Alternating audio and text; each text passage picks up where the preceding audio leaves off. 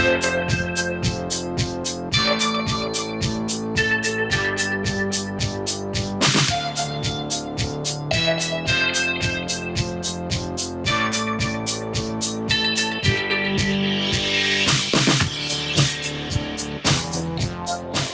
here today, Delaware Economic Summit Day 2, session number 7, to talk about property and casualty insurance. To my left, my immediate left, is Pete Jones with Morris James, LLP. Pete is a partner there, has over 25 years of experience litigating plaintiffs' personal injury matters. He's participated in a number of cases that have developed new law in this area. Have you been with Morris James all 25 years, Pete? All 30 years. All 30 years, okay. Very good, very good. His practice focuses on the prosecution of claims arising from automobile accidents, defective products, and premises liability. To his left, Tom Hernan, Senior Insurance Advisor with Bramhall and Hitchen Insurance. Tom's been in the insurance business for about 8 years, one of the top producers in the country for car and homeowners insurance. So Pete and Tom, take it away. What we're going to cover today, just a few things, auto insurance, as well as property insurance involving traditional homeowners policies, condos, even renters insurance, liability policies, and a few other toys, if you will, the motorcycles, RVs, and jet skis. I'm going to start with kind of a general discussion of automobile insurance and talk about the fact that there are a number of different kinds of coverage under an automobile's liability insurance policy. Some of it is when we think of automobile insurance, we generally only think of, boy, what if I cause an accident, how am I protected? When in fact, the analysis needs to be a whole lot broader, because there are a number of coverages under an automobile insurance policy that are what we call first-party coverage, that actually protects you to the extent of injury, to the extent of property damage, to the extent of medical bills and lost wages. Historically, the liability policy covers liability. In other words, you do something wrong and causes somebody else some kind of damage, whether you hit a building, you hit a pole, you hit a pedestrian, you hit another car. And one of the things that folks will ask me is, well, I've got my son had my car. You know, is he covered when he drives my car? Or his girlfriend took the car and is she covered?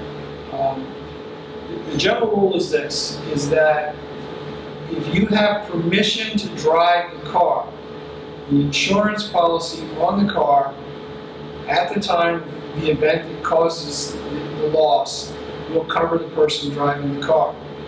The insurance for purposes of what's called liability insurance. And somebody will say to me, well, I don't want to give my car, I don't want to let Tom borrow my car because if Tom's in an accident, you know, he's not going to be covered. And in fact, that's not the way they analyze it. A liability policy covers anybody that has permission to use the car. Now, does that mean that if Tom lets me use his car, Tom is responsible for anything that I may do to somebody else? And the answer to that is generally no. In order for the owner of the vehicle to be responsible for the driver of the vehicle's actions, only in a couple of situations does that occur. One, if the person driving the car was acting as running an errand or doing a favor for the owner, or was actually the owner's employee, or servant is what it's called. They are generally, with one more exception, the only situations where an owner would be responsible for the actions of the driver of the car that they give permission to. There are two exceptions to that. One is if when Tom gave me the car to use, Tom knew that I had an hideous driver and I was just a disaster waiting to happen, and As soon as I got around the corner, I was going to blow a stop sign and cause somebody a problem. That Tom could be sued under that circumstance for something called negligent entrustment. Very, very rarely do you ever see a situation like that prevail. I mean, he's got to have knowledge that I had a really, really bad record, and that I was about to do something that I shouldn't have done. The other exception is in the case of children, minor teenagers. In Delaware, you can get a permit at the age, I think it's 15 years and 6 months, and in the first 6 months, you're kind of on a restricted license. But once you pass the restricted license, you basically have that license until you turn 18. An owner of a car is responsible for the actions of a minor driving the car.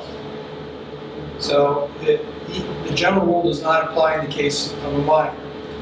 The other thing is that as a parent, if you sign the driver's license application of somebody who's either your child or your guardian for, then you are responsible for the actions of that driver until that driver turns the age of 18.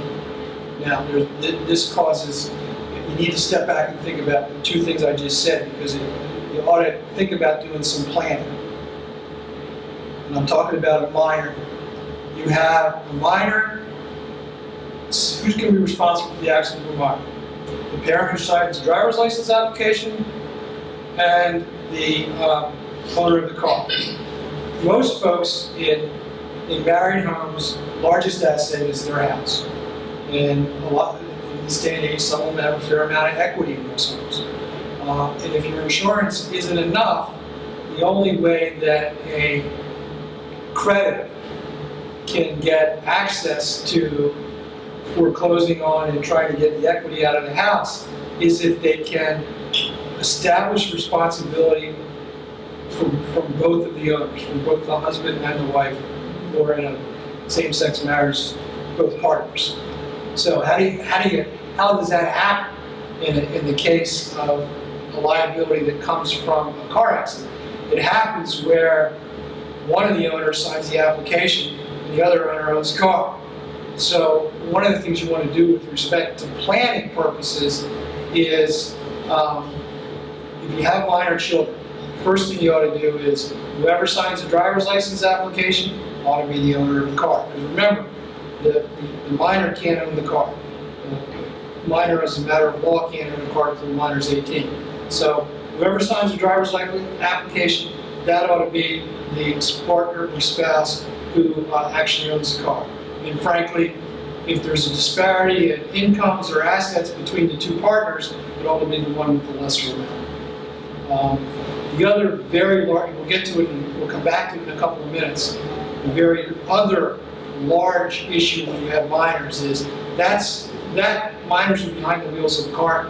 That's when you really need to stop and say to yourself, boy, at least at this point in life, if I've got any kind of assets, I really ought to explore and probably purchase what's called an umbrella insurance policy, which Tom will talk about in a minute. That's generally what we're talking about when we're talking about liability insurance under an automobile insurance policy. Under Delaware law, the minimum you're required to have is $15,000, $30,000. To the extent you have any assets at all, they need to be upward of that. Typically, you're going to see $100,000, $300,000. What is 100, 300? What's all that mean? It's what's called per accident, per occurrence. If a person has something called a $100,000, $300,000 liability policy, it means that if any one person who is trying to recover under that policy, the maximum they can recover is $100,000. And he's 6 people who want to cover under that policy for the same accident, assuming you hit a van and there were 6 or 7 people in the other van. The maximum they all can get together is $300,000. That's what occurrence and accident means. That's generally what we're talking about when we're talking about the liability portion of a liability policy. I think Tom's going to talk about comprehensive coverage at this point, and then we'll come back to some other first-party coverages.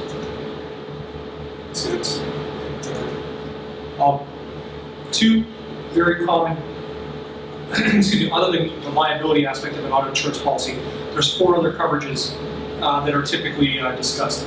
One's comprehensive. Comprehensive covers everything outside your control.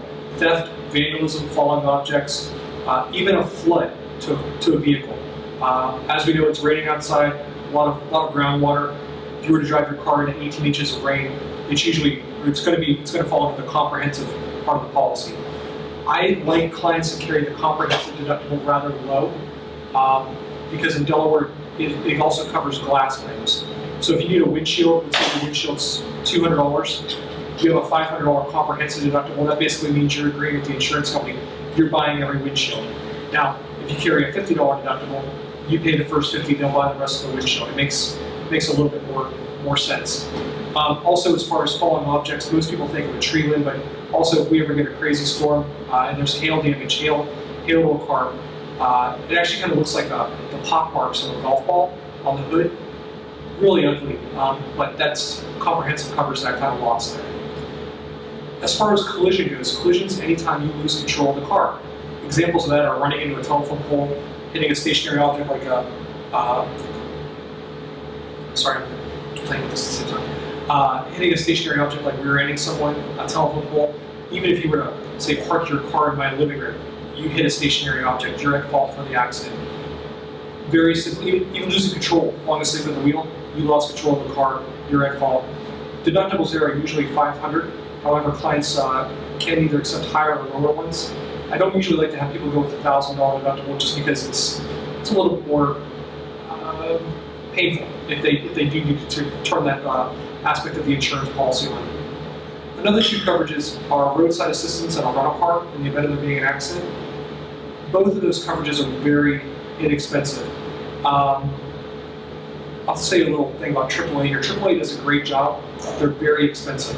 You can get the same roadside assistance from your auto insurance policy for probably $7, maybe $12 a year, depending on who the carrier is. I see faces in the crowd. AAA is $100, $150 a year.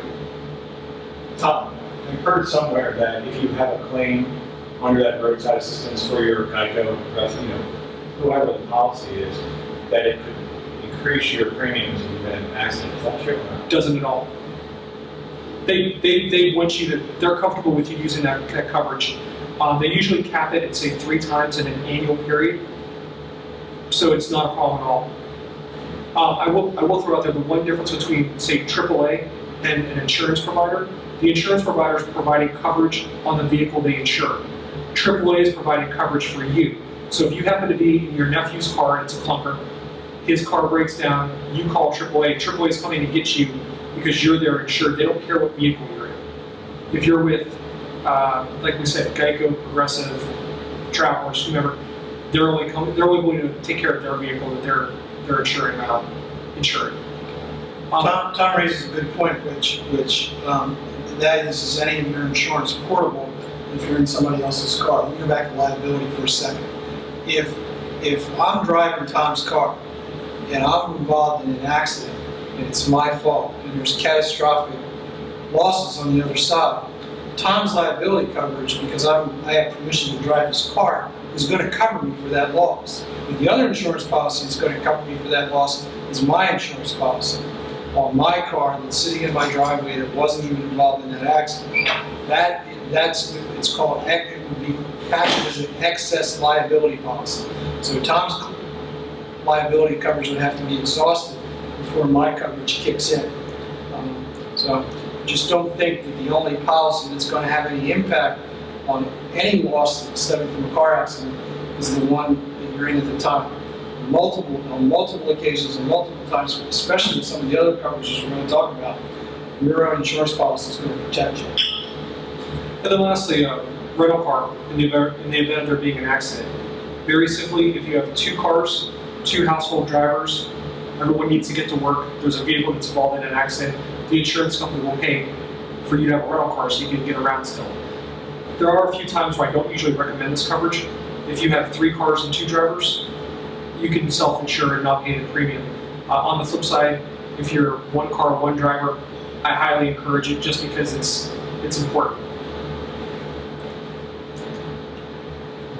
So we kind of already talked about the deductibles. Why don't we go back and talk PIP coverage for a moment? Yeah. Because I know we should do that. we had chatted about that for a few minutes. Yeah.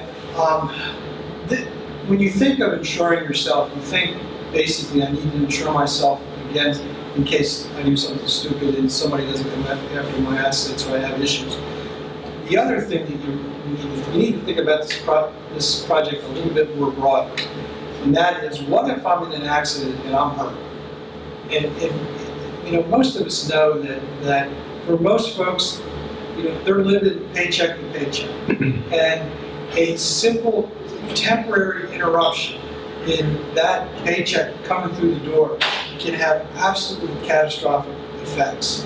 And what PIP coverage is, it's got a couple of different names. You call it no fault, you call it PIP, you call it personal injury protection coverage.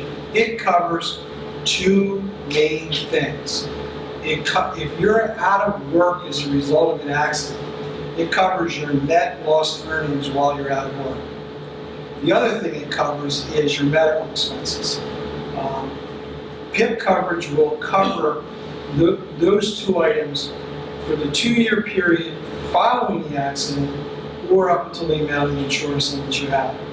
And this is kind of where you need to take a really hard look at what you have on your coverage. Let's suppose that you've got $100,000, $300,000 in liability coverage. If you can afford that, you really need to be looking at having the similar kinds of coverage for no-fault coverage. Because some will say, well, I don't really need to do that because I've got private health insurance, and that's going to cover it. And I've got vacation and sick time. Or people don't even think about the fact that you can get hurt in an accident and be out of work for a year or two. You really, in the best of all worlds, you really ought to be covering yourself in an amount of insurance coverage on PIP that equals 2 years of your net lost earnings if you can do it. But how do I address the question of, well, I've got private health insurance, I don't need that much PIP coverage? Bottom line is that PIP is going to be considered primary. Your private health care coverage will not kick in until the no-fault coverage has been exhausted.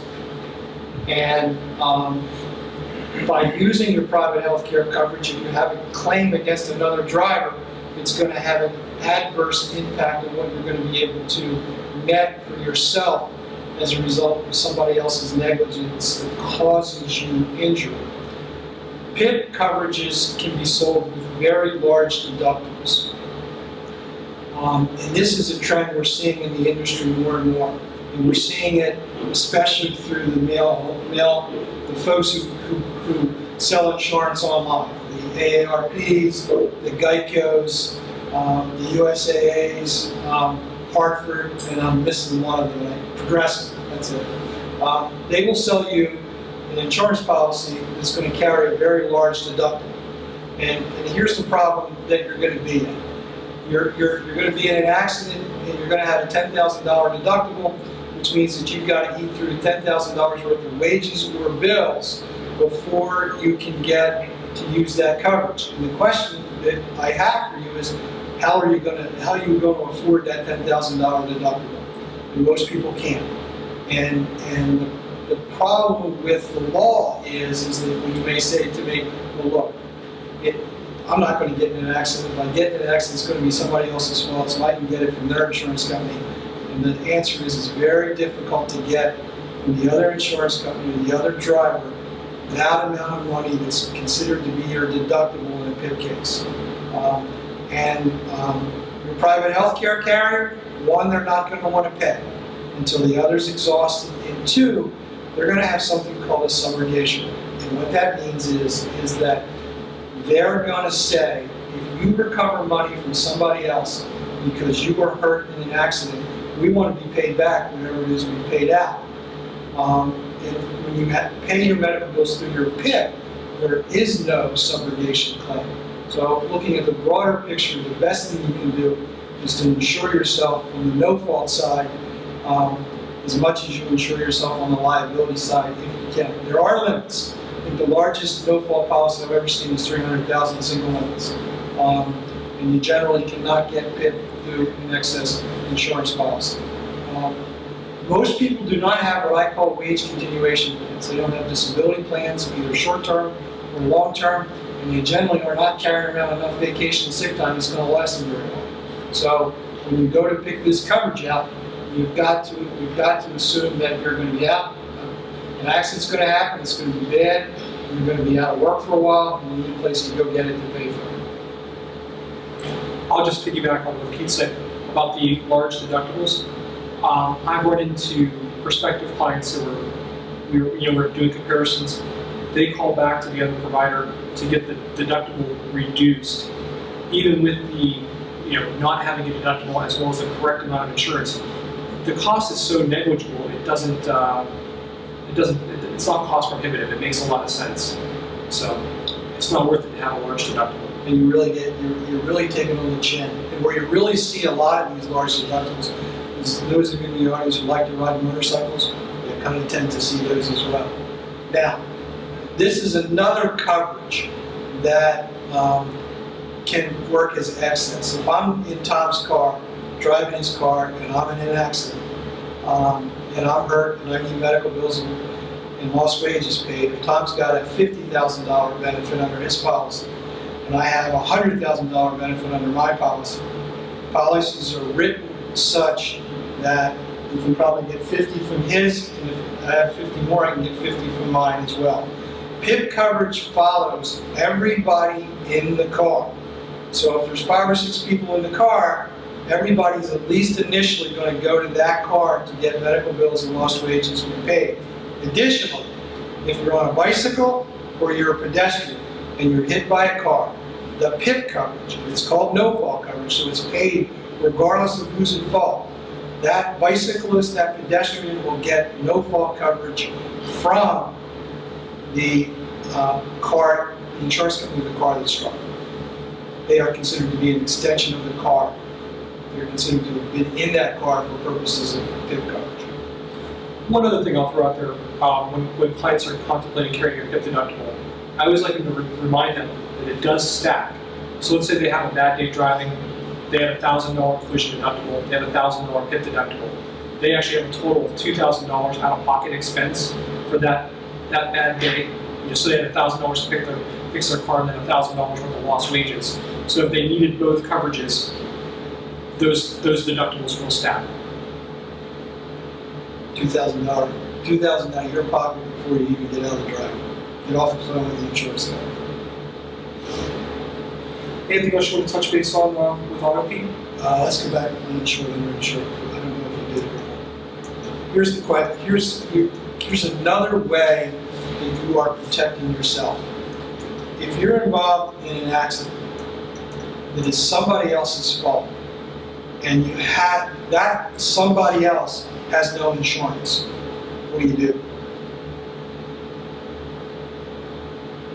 Every insurance policy in the state of Delaware, every insurance carrier is required to offer to you something called uninsured motorist coverage and underinsurance motorist coverage. That is coverage that's designed to protect you in 4 situations. It essentially acts the same way as liability coverage would act for the person who actually caused you the loss. An uninsured underinsurance coverage protects you in 4 situations. 1, if the person who caused the automobile accident has no insurance, your own uninsured motorist coverage will protect you. If the second scenario is the other person had insurance, but the insurance company said, we're not paying because we don't think there's coverage. And you see that in a couple of situations. If there's somebody driving the car that didn't have permission to use the car, they'll say there's no coverage.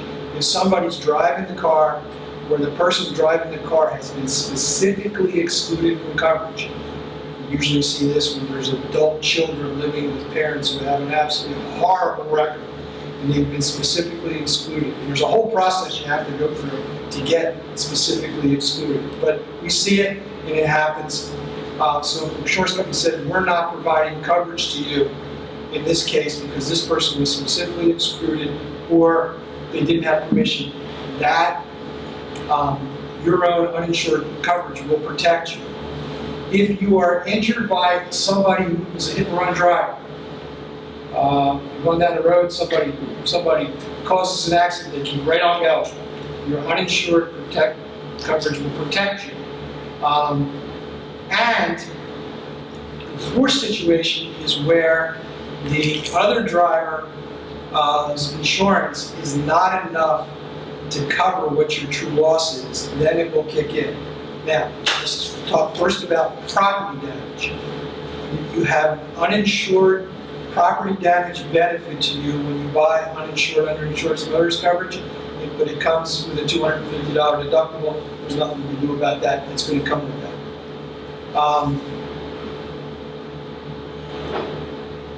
Let me talk a little bit about a recent change in the law. Let us suppose that I cause an accident and I'm driving Tom, let me change the facts. Let's suppose Tom causes the accident. We'll keep it straight this way. He had $100,000 of liability coverage, and I'm hurt, and I had $100,000 of underinsurance motorist coverage.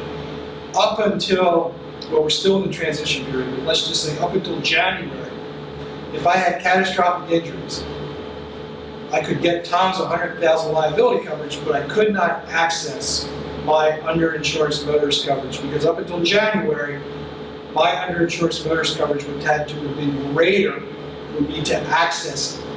The General Assembly in July of last year changed the law, and they made the law effective in 6 months, the later of 6 months or when my policy period renews the next time after that. So we're probably in another 3 or 4 month transition by the time we get to July of this year. The new law will be in effect. What does it mean? It means essentially this.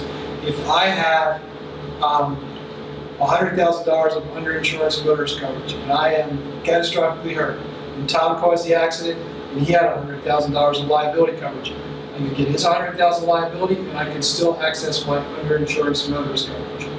Now, in a couple of minutes we're going to talk about buying umbrella policies.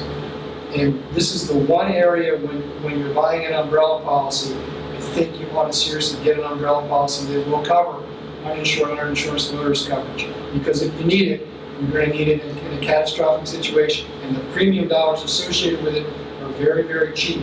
If you look at a breakdown on your automobile insurance policy declaration sheet as to what each premium costs, the liability will be the greatest. You have a brand new car, the collision comprehensive will be next, the PIP will be next, and the lowest it will be uninsured, underinsured, and it's really pennies on the dollar. It wouldn't surprise me if a $100,000 6-month policy, you're only paying $30 or $40 on a 6-month basis for underinsurance coverage. The premium is $400 or $500. I just gave someone $1 million worth of uninsured motorist coverage, and it was $75 per car. So they had 3 vehicles. It's very cheap, and it's worth having. But you need to, that's another place where you need to insure yourself up. You can reject it, and as a business owner, you can reject it if you have a fleet of motor vehicles. But let me caution business owners on this one. If all of your automobiles are through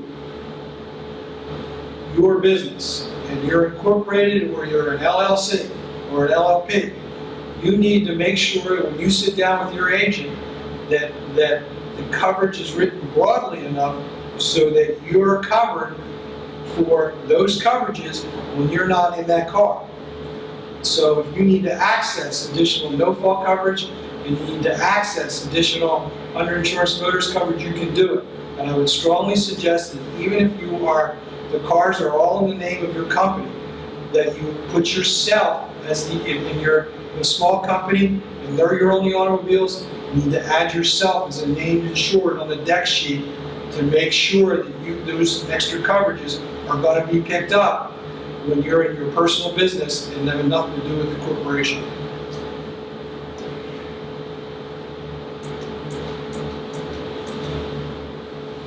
I'd like to move on, talk a little bit about property insurance. But before we do so, did anyone have any questions in regards to auto insurance coverage? Yeah, about 6 months ago, we had a very weird situation that you think about car accidents and all, but we sent our car to a mechanic, and the mechanic, we went back a week later, 2 weeks, and every time we went back, the car's not ready, and it was something minor they were supposed to do. Well, come to find out, a few months later, the car was used, one of the employees had our car, and he had a DUI up in Pennsylvania, and the state trooper pounded our car. We couldn't find our car, so today it's still going on. We're just totally confused about this whole thing. So the mechanic that we called apologized, but it was his guys who had it, so he even knew about it. So the situation was, we don't know what's wrong with the car and everything else now, so it's a more complicated situation. It's just still going, we're just starting to pick up now. We finally got the car back from the impound, where it was impounded in Pennsylvania, but never had to deal with something like that. So when you're dealing with something like that where somebody else is responsible for your vehicle, what steps do you take? Well, first of all, I wouldn't think that in that situation, it sounds like to me that the employee took the car clearly outside of the scope of the authority that you gave them to have the car. So to the extent that that employee was involved in any losses that are going to flow back, they're not going to flow back to you. They're probably going to flow back to his boss and his boss's company, but clearly not to you. Now, with respect to if you incurred additional expenses because they kept the car for as long as they kept the car, because most rental policies are not going to be unending. Most of them have a 30 to 45 day cap, and then most of them have a daily cap of a certain amount per day. I think last time I checked, it's been a while since I checked, it was $30 a day. So it seems to me that if you have increased expenses because that happened, that's got to flow back to the mechanic and the mechanic's company that you gave it to. The tricky part that I don't know if I have an answer to is what, if anything, could you have done with respect to the state police, especially when it's in Pennsylvania? I don't know the answer to that question.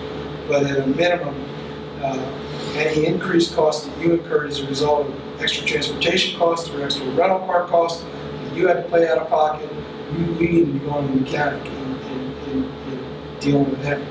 Because you know the guy who got charged with DUI is probably not going to have anything. Right? So the mechanic is where you got to go, and you're going to have to make that decision based on whether you want to continue to have a business relationship with him or not. Because that will probably have an impact. I mean, is this a large dealership, or is it just a Small mechanic. You got a call you got to make? Yeah, appreciate it. Thank you. A couple things on a traditional homeowner's policy. There's two numbers that a lot of folks contemplate or they hear about when we're discussing homeowners insurance. One is the market value, and one is the replacement cost. Market value it's simply how much money you're paying out of your pocket to buy the home. The next number is the replacement cost of the property. Prime example of this situation is I have a client that's purchasing a very old, it's on the historic registry, 300-year-old farmhouse. The land alone is worth maybe $100,000. The house itself, the market value of it, is another $250,000. To rebuild the home in the same like, kind, quality, and condition, the insurance provider wants $1.3 million worth of insurance on the home. And that's because it's on the National Historic Registry. To rebuild it the same, like, kind, quality, and condition, they're going to have to put in a lot of extra time, effort, and work going into it. So when the client was initially caught off guard and surprised about, hey, I'm only paying $350,000 for this property, why are you coming back with more than $1 million in additional coverage? It's just because of the unique nature of the home and him wanting to be, again, made whole in the event of it being a total loss.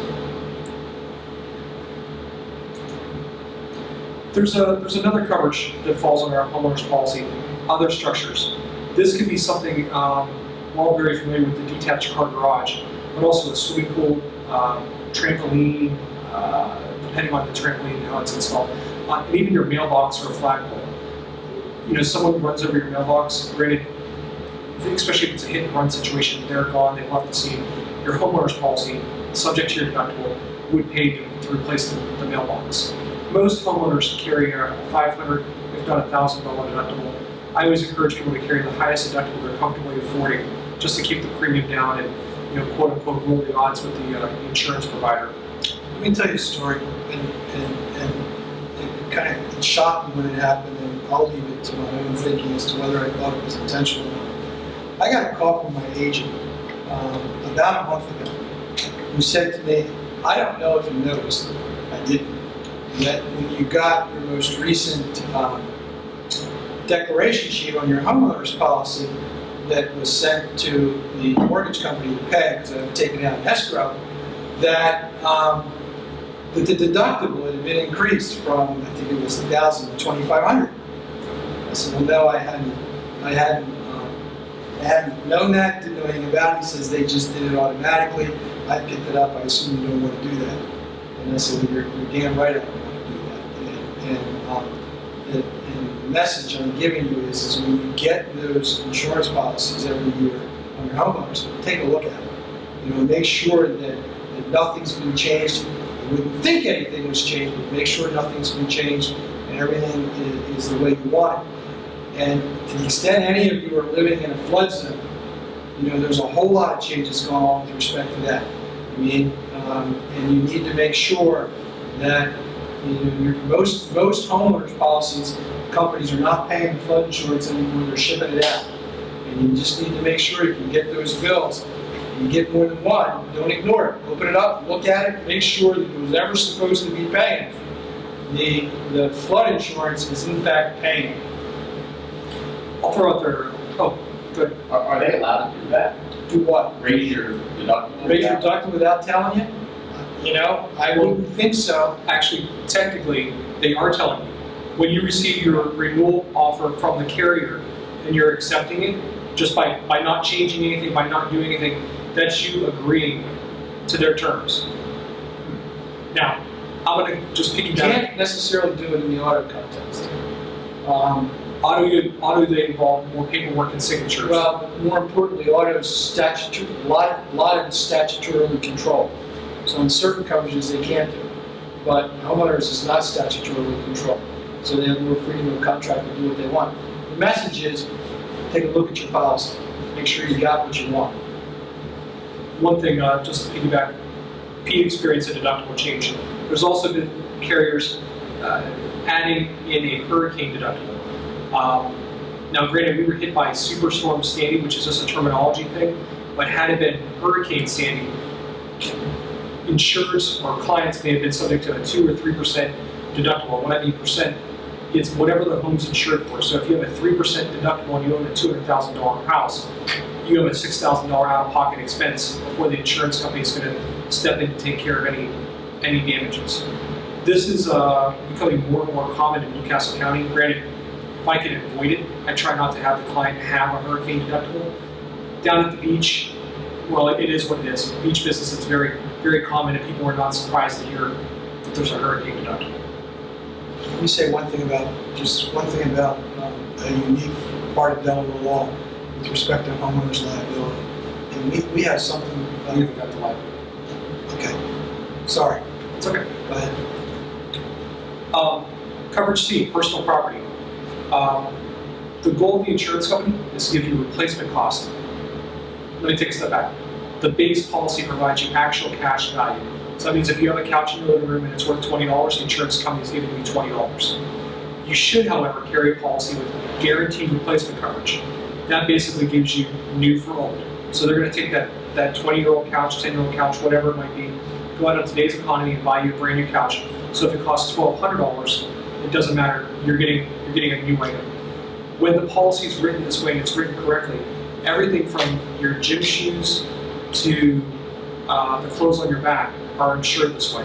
Now, there are a few special items like stamp coin collections, jewelry, firearms that have some different coverage limits, and it's mainly involving theft. So if you have $100,000 worth of firearms and your home were to burn down, the insurance company will buy you $100,000 worth of those firearms again. However, if you're burglarized, they're only going to pay possibly up to $2,500 or $4,000 depending on their contract. Do you want to touch base on Can you buy riders for that? That's a great question. So one of the most popular riders is for engagement rings. It's kind of a fun conversation to have. A guy calls me up and says, hey, I just spent XYZ dollars on a ring, what do I do? Congratulations, and we add it to the policy. Now, when we add it to the policy as a piece of scheduled jewelry, it becomes all perils. With jewelry in particular, there's there's a peril called mysterious disappearance. And believe it or not, I had two situations last year. One was a victim at Dewey Beach, went out, had a good time, woke up, center stone was gone, and the other one was she was volunteering at her child's school, and the center, not the center stone, but the baguette on the side was lost in the vat of spaghetti, just gone. Now, the rings were intact, the rings were on the women's hands, however, they're missing stones. Well, by having it scheduled on the policy, two things happen. You waive your deductible, so starting $1 of the loss, the insurance company's making you whole. And two, all perils. There's no coverage exclusions on that particular item, so it really does help out, makes it very comprehensive.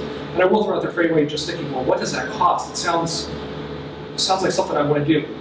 $8 per thousand, give or take. So if it's a $5,000 rating, it's around $40 a year to insure it that way. It's not a lot of premium. Is there also not a rider you can buy for electronic equipment? There is.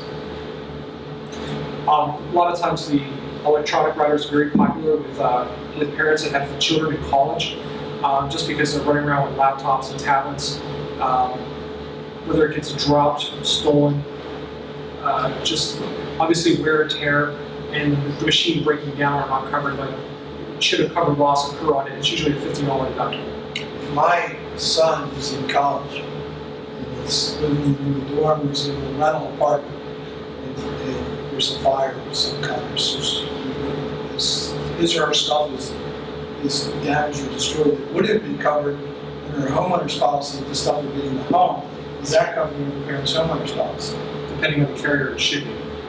Your personal property, you actually have worldwide coverage on it, so as long as that individual is a dependent of yours, the policy extends to them as well.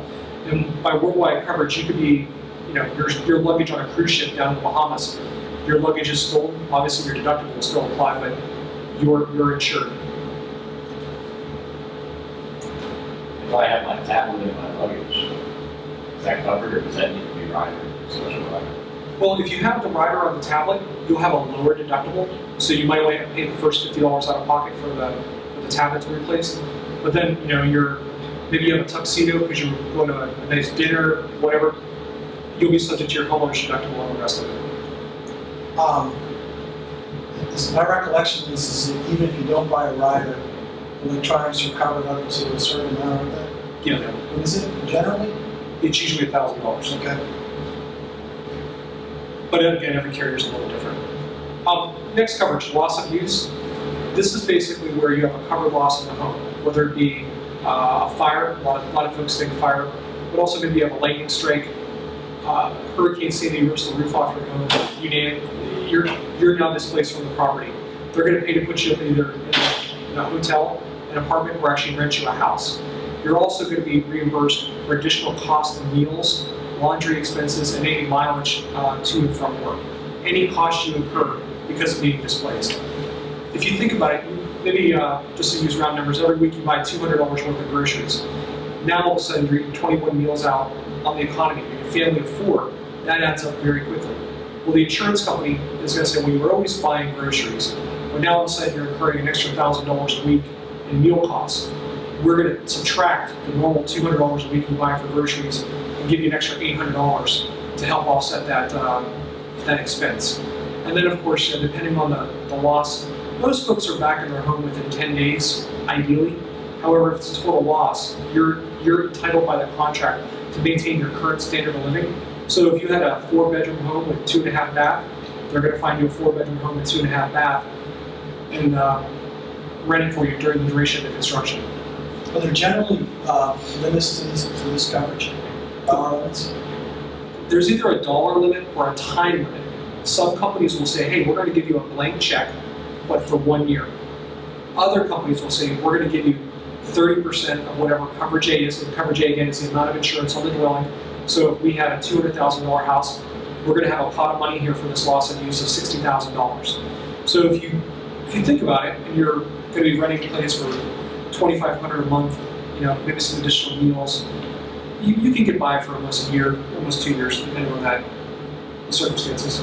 How does a person decide how much to insure a place for that's in it in terms of personal property as opposed to the value of the house? That's a great question. Normally, it's a percentage of the dwelling. It's a standardized company called ISO.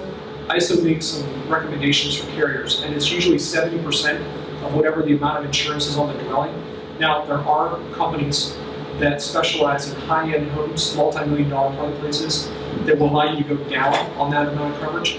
And there's also standard carriers, Travelers and Compass, that encourage people to carry higher or set their pricing in their packages where you get 75% or even 80% for your contents. I've heard people say that when you move into a new place and you get insurance, you got to get your video camera out, you got to go around the house and video everything. I agree with that so wholeheartedly, it's unbelievable. And I also encourage people to do it annually. Think of a date, what we just had, Mother's Day is coming up. Maybe for everyone in the room, every Mother's Day, take pictures of your home, make a video of your home. Keep it, and the important thing also is keep it off-site, keep it off premises. Your home being a total loss, well now all of a sudden, that tape or those photos, they were a total loss also, they're gone. We all have either a family member, an office, or if you happen to have a safety deposit box at the local bank, drop it off there, keep it there. I personally, I have a Gmail account for my email. You can't fill it up. I take photos, I email them to myself. Hopefully I'll never need them, but I have them there if I do. Personal liability. Homeowner's liability is a little bit different, actually not a little bit, very different than auto insurance in the fact that it covers you anywhere in the world, as well as it's not something involving a vehicle, something with a vehicle identification number, or a professional, or a professional pursuit. For example, malpractice for physicians, errors and omissions insurance for insurance agents. However, if there's a slip and fall on your property, or maybe you went golfing with me, and I hit someone in the head with a golf ball, which I'm that bad of a swing, my homeowner's insurance policy would actually pay for that person's medical. Pete, do you want to touch base on this? There's one antiquated Delaware law called the homeowner's guest statute. It essentially means that if someone invites me over to their house as a guest, not as an attorney, not as a business invitee, but Jim calls me up and says, "Come over and have a barbecue," and I come over and I fall over his office patio because he didn't have something was wrong with the patio steps. I can't be successful in bringing a claim against Jim's homeowner's policy for any pain and suffering or medical expenses unless I can prove that he was willful or wanton, which essentially means he didn't give a damn, which is very, very hard to prove. You can't prove it. So that's out there, that exists. Your homeowner's insurance is also if you have dogs or pets and they create liability for you, that's where you're going to fall back on to get coverage. So if you've got pets, you need to make sure that coverage is there and available. And don't certain policies require you to tell the carrier you have pets? Oh, all carriers do that. There's actually a list of 12 breeds of dogs that are restricted. What I mean by restricted, a carrier can choose whether they accept them or not, and if they do, they're probably going to charge an additional premium for that dog's behavior and risk. A few other homeowners coverages. If and when we have someone that owns a condo, there's a coverage called loss assessment. Condos are a very unique situation where you own one piece of a larger building, a larger real estate project. If the condo is assessed a loss, for example, something might fall in a common area, now all of a sudden all the owners are being assessed for that person's medical, you can have loss assessment on your personal HO6 inside the condo policy to help cover that cost. The loss assessment coverage is very inexpensive and also, and I hate to knock other agents, but it's not sold often enough. Every policy needs to have loss assessment coverage. Another coverage that we'll just mention is water backup coverage. Statistically speaking, your home's more likely to be damaged by water than fire. Anytime water enters the home through a pipe, whether it be through the sump pump. Now, if your home doesn't have a battery backup system to your sump pump, or you don't have a generator, and it's raining cats and dogs, well, you need your sump pump to run. Power goes out, sump pump stops. That's when damage is caused. Also, there's a very important but simple feature on the toilet called a backflow preventer. Backflow preventers keep the clean water in and the brown water out. If it fails and sewage backs up into the house, this is the coverage it's going to pay. Most companies offer $5,000, if not $10,000 worth of water backup coverage. There are carriers out there that will insure you up to $50,000 or even $100,000 for water backup coverage. I can't sell high enough limits of it when people understand what it does and how comprehensive it is. There's actually some companies that they don't turn a profit on this coverage just because when losses do happen, they're very expensive. So about to be a question. I think we had briefly talked before about scheduling items, stamp and coin collections, firearms, and jewelry. Also, antiques, depending on their situation. Insurance companies are trying to make you whole. Now, if you have a sports memorabilia collection and you've got signatures, depending on the signature, it might not be you might not be able to replace it.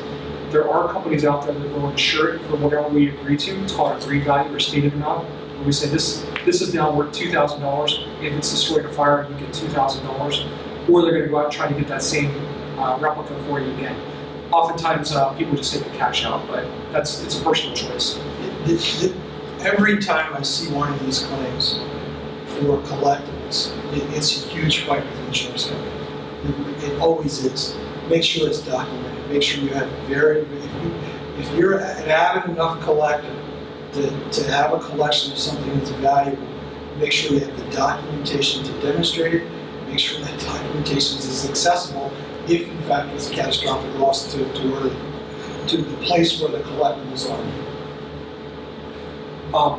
And just to touch base, musical instruments, depending on the carrier, there are some different coverage limits there as well. And it's usually, again, involving theft. So, you take your drum set out to a gig on a Friday night, someone steals it from your car, there might not be coverage for it. However, if the drum set was in the house and was destroyed by fire, it's going to be replaced by the policy.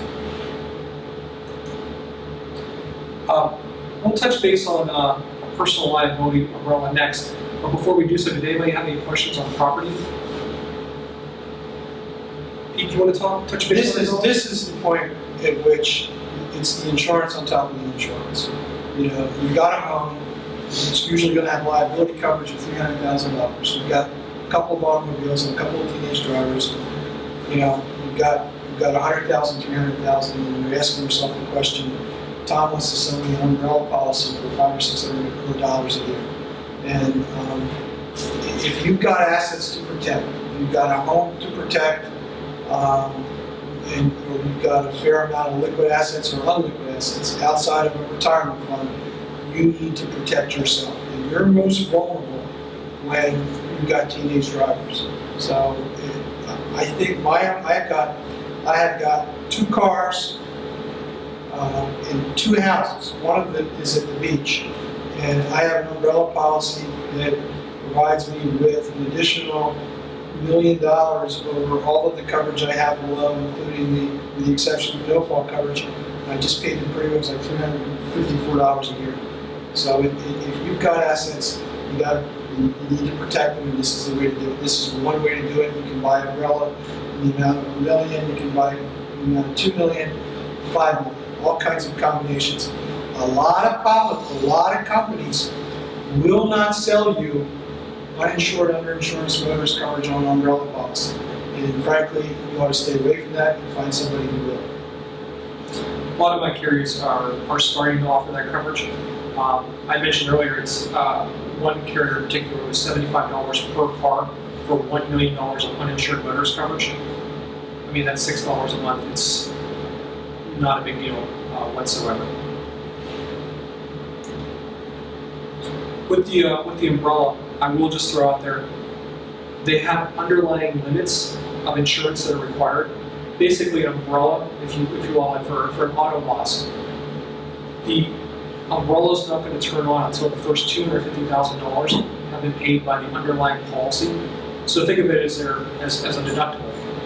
If if it went, this is when it can get very tricky and very messy for the insured, but there's a catastrophic loss and the client had reduced their underlying auto limit to 100, 300, but they didn't change the umbrella company may not have known it. Well, now there's a gap in insurance, so the underlying policy will pay $100,000. The client has decided, or inadvertently possibly, but they're paying the next $150,000 out of pocket, and then the umbrella will step in for the additional $1 million. So it's very important to make sure you coordinate your underlying limits with your umbrella requirements. It will clearly be coordinated when you set it all up. It will clearly be coordinated at the renewal time, because though I ask you the questions to make sure it is. But if you reduce coverages, that's a consequence.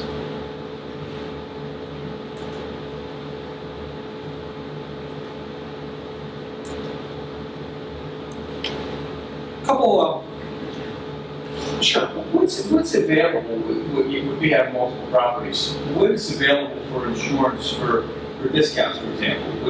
Like maybe in the security business, somebody always says on the commercial side, go to your insurance company, get a discount to put cameras and alarms in. So is there certain things that the policyholder can do to have the option of maybe getting discounts on insurance? Well, just like commercial insurance, in residential, you have an alarm system that's monitored in the home. There's discounts there.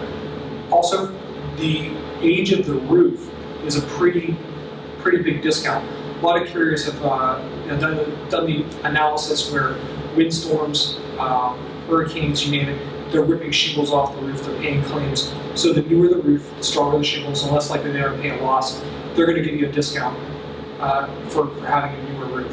And then, of course, the bundle, the package, if you will, by having your auto, home, maybe a boat or a jet ski, and your liability umbrella, you put it all together, and there's different discounts associated with it as well.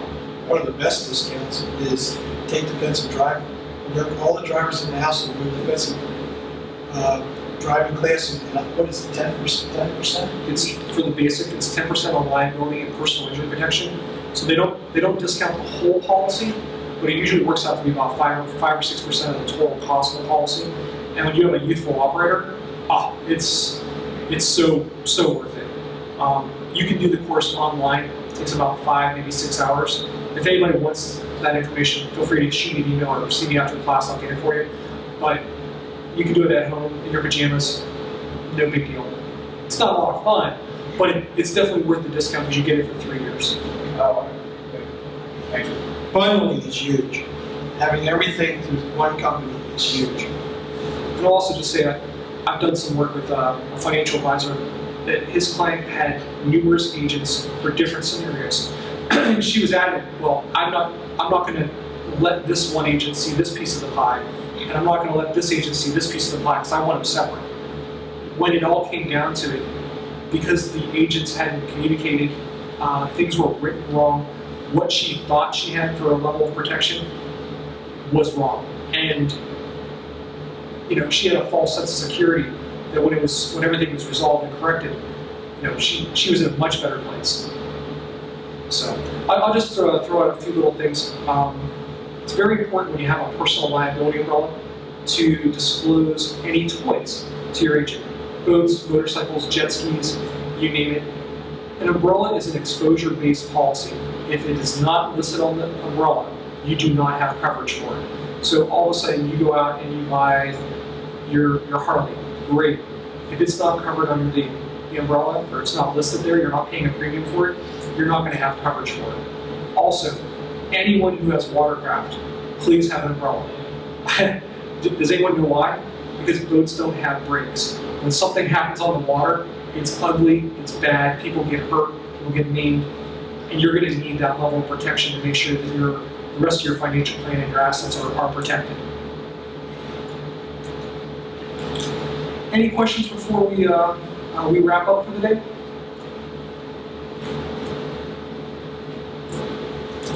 Well, guys, again, my name is Tom Hernan. I'm with Bramhall, Hitchen Insurance. Really enjoyed speaking today. And Pete? I'm Pete Jones and Morris James. If you have any questions, just give us a shout. It's obvious that these two gentlemen